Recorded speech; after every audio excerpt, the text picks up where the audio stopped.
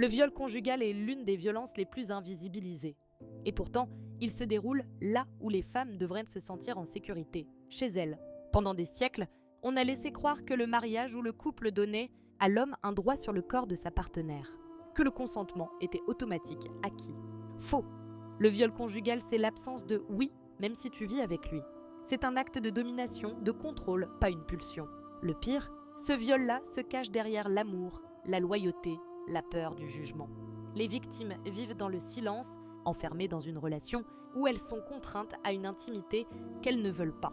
Et la société, elle n'ose pas nommer cette horreur. On continue de protéger les agresseurs parce qu'ils sont le père, le mari, le mec bien. Alors qu'ils violent dans le lit conjugal, ce viol n'est pas moins grave qu'un viol commis par un inconnu. Il est parfois pire, parce qu'il est une trahison, parce qu'il détruit dans le silence, parce qu'il arrive dans un endroit censé être sûr, aimant, intime. Pour certaines femmes, croiser un ours en forêt serait moins terrifiant que de rentrer chez elles. Et ça devrait suffire à réveiller les consciences. Le viol conjugal n'est pas une zone grise, c'est un crime.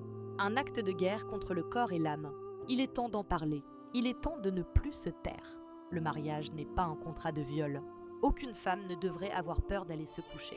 Il est temps d'arrêter de protéger les agresseurs sous prétexte qu'ils aiment. L'amour sans consentement, c'est juste de la violence. Abonne-toi, commente et partage.